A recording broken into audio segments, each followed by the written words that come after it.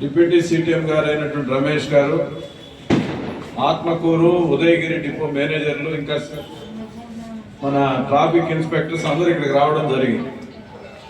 వేదికను అలంకరించిన బీజేపీ నాయకులు, బుచ్చిరెడ్డిపాలెం పుర ప్రముఖులు, ఈ కార్యక్రమానికి విచ్చేసినటువంటి బుచ్చిరెడ్డిపాలెం పారిశుద్ధ్య కార్మికులందరికీ ముందుగా పేరు పేరున హృదయపూర్వక నమస్కారాలు తెలియజేస్తున్నాం.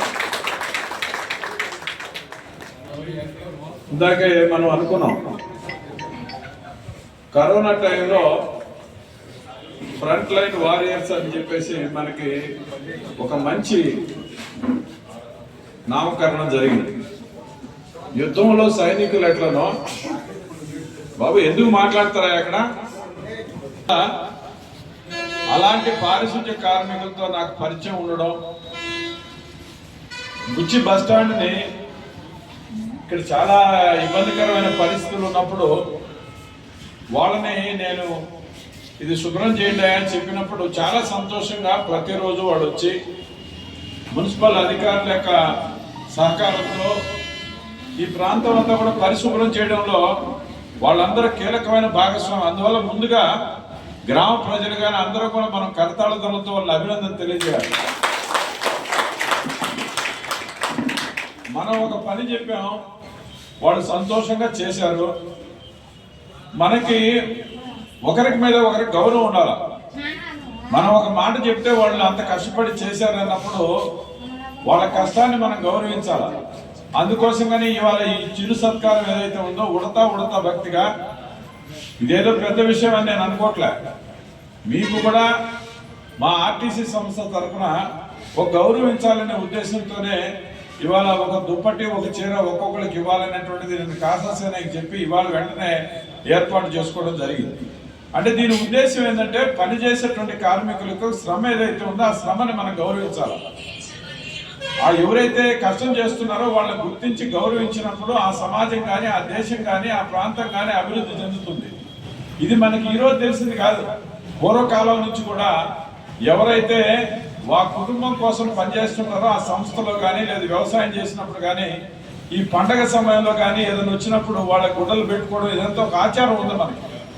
సో అదే ఆచారం మేము కూడా పాటిస్తున్నాం. ఆర్టీసీకి ఎవరైతే ఉపయోగపడ్డారో అటువంటి కార్మికులకు మేము కూడా ఉడతా భక్తిగా ఇలాంటి చిరు సత్కారం చేస్తున్నామని మరొకసారి మీకు మనం చేస్తూ ఉన్నాం. లేకపోతే నా స్వార్థం కూడా ఉంది. ఈరోజు మన అధికారులందరినీ పిలిచా, మేడంను కూడా పిలిచా. మేడం పిలవగానే వాళ్ళ 3 ఫ్యాన్లని, కుర్చీలని కూడా చెప్పింది. అవి రాకపోతే అవి జరగవు కదా. అలాగే మీకు ఒక 2 డిఎంలు పరిచయం చేస్తారు. ఒక ఆయన బుచ్చే, మన ఊరు, కాకపోతే ఆయన ఉదయగిరిలో పనిచేస్తున్నాడు. ఒకసారి చప్పట్లు కొట్టింది. బుచ్చి వాళ్ళు ఎవరో ఒకరు లేచి ఆయనకు ఒక షాలువా కప్పండి.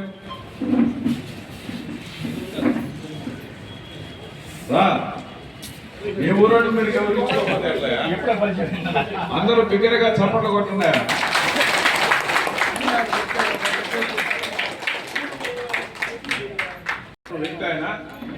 అందువల్ల ఆయన యొక్క సహకారం కూడా మనకు ఉంటుంది. అందుకని ఉదయగిరి నుంచి కూడా ఆయన ఈరోజు ఇక్కడికి రమ్మనడం జరిగింది.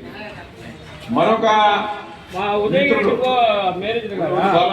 ఒక్క నిమిషం డిఎం ఎవరైతే శివప్రకాష్ యాదవ్ గారు, ఆయన మొన్నటి దాకా 2 డిపోలో పనిచేసాడు. ఇప్పుడు ఆకు చిన్న డిపోలో పనిచేస్తున్నాడు.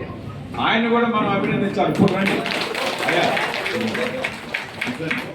ఎందుకు సన్మానిస్తున్నాం అంటే నువ్వు బుచ్చి బస్ స్టాండ్ని ఆయన అభివృద్ధి పరచాలి. ఎందుకంటే వాళ్ళ బస్సులు దీంట్లో గుచ్చిపోవాలి.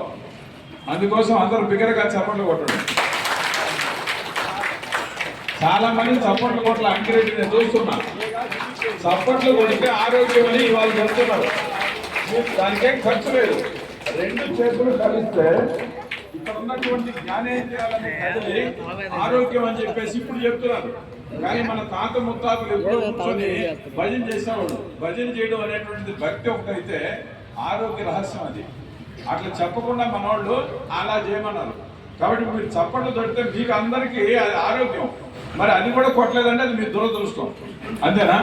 కాబట్టి అట్లనే మన డిపిటిఓ గారు ఇవాళ ఇక్కడికి వచ్చి చాలా చేయాలి. మనకు బెంచ్ వేయాలా, మంచినీళ్ళు ఉండాలా, అదే రకంగా మనకి టైం బోర్డు ఉండాలా, అది మా రమేష్ గారు చెప్పారు, రేపు సాయంత్రం లోపల టైం బోర్డు వేయిస్తారని మా డిప్యూటీ సీటీఎం గారు చెప్పారు. కాబట్టి డిప్యూటీ సీటీఎంని అదే రకంగా మా డిప్యూటీఓ గారిని కూడా సాల్వాతో సత్కరించాలి. కాదు సరే,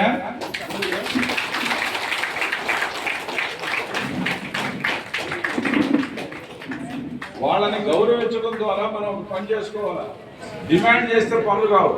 వాళ్ళ హృదయాన్ని మనం జయించినప్పుడు, వాళ్ళ అభిమానాన్ని సంపాదించినప్పుడు బుచ్చి మీద దృష్టి ఉంటుంది వాళ్ళకి. కాబట్టి అందరూ ఒకసారి చప్పట్లు వికరించాలి. అలాగే మన డిప్యూటీ సీఎం గారు ఆయన ఇప్పటికే మనకు ఒక సహకారం ఇచ్చారు. మనకి ఆ ఎదురుగా ఒక గోడౌన్ మాదిరిగా చెత్త చెదారం తీసుకొచ్చేసి చెత్త సామాన్లు అంగడి ఒకటి పొరపాట్లు పెట్టారు. అదంత మంచిది కాదు. చూడటానికి బుచ్చి స్థాయికి, బుచ్చి అంటే చాలా పెద్ద పెద్ద రాజకీయ నాయకులు, బుచ్చి అంటే ఒక గౌరవం ఉంది. అలాంటి ఊర్లో అలా ఉండకూడదనే ఉద్దేశంతో వాళ్ళని కూడా రిక్వెస్ట్ చేసి బాబు ఒక దగ్గరికి మార్చుకోమని చెప్పాం. వాళ్ళు కూడా దానికి అంగీకరించారు. ఆ పని చేసింది మా డిప్యూటీ సీఎం గారు, మా డిఎం గారు. వాళ్ళకు కూడా వచ్చారు.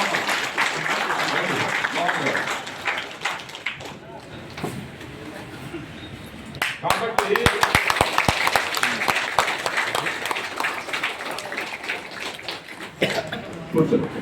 బుచ్చి బస్ స్టాండ్ ని అభివృద్ధి చేసుకోవడంలో ఇంతమంది అధికారులకు సహకారం కావాలా. ఇంకా అసలు మనిషి మీకు ఇంకొక ఇద్దరు ఉన్నారు. ఒకళ్ళు మా డిఎం వెంకటేశ్వర గారు, ఆయన కూడా అభినందించండి. ఎందుకంటే ఆయన చెప్తున్నారు కదా, ఇంట్లో ఒకటి ఉండాలి.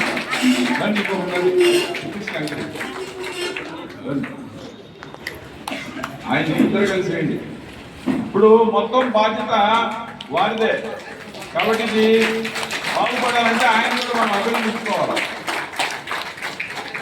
చివరిగా బస్సులు ఈ ప్రాంతంలోకి వస్తున్నాయా లేదనేది మా యొక్క ట్రాఫిక్ ఇన్స్పెక్టర్ మేడం, ఆ మేడం ఇంకోటి ఎవరి దగ్గర ఉందా బాలయ్య, ఆ సంఖ్య వెనకే ఉన్నాయా బాబు. అందరూ ఇప్పుడు చూడడానికి అట్లా ఉంటుంది. చాలా కష్టపడి నిజాయితీగా పనిచేస్తుంటుంది. అందరూ పెద్దగా ఒక మేడం.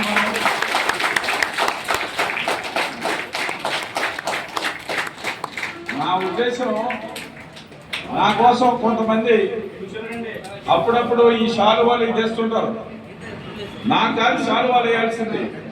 ఎవరైతే ఈ యొక్క అధికార యంత్రాంగం ఉందో వీళ్ళందరినీ కదా ఈ యొక్క యజ్ఞంలో భాగస్వాములు చేసినట్లయితే అప్పుడు ఈ బుచ్చిరెడ్డిపాలెం యొక్క ఆర్టీసీ 10 కాలాల పాటు చల్లగా ఉంటుంది.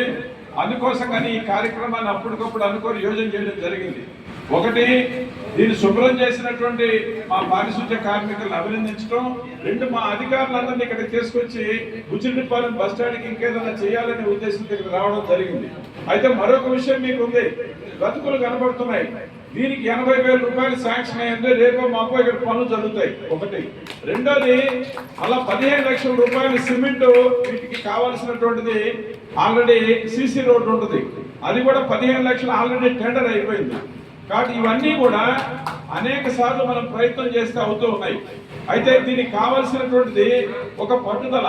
మన ప్రాంతంలో ఈ బస్ స్టాండ్ ఉండాలి. ఇప్పుడే అడుగుతున్నా మా డిపిటిఓ గారిని, మా డిఎం గారిని, నైట్ హాల్ట్ ఎవరైనా మన ప్రైవేట్ బస్సులు కానీ ఎవరైనా ఒక 3-4 ఆపుతారా అని.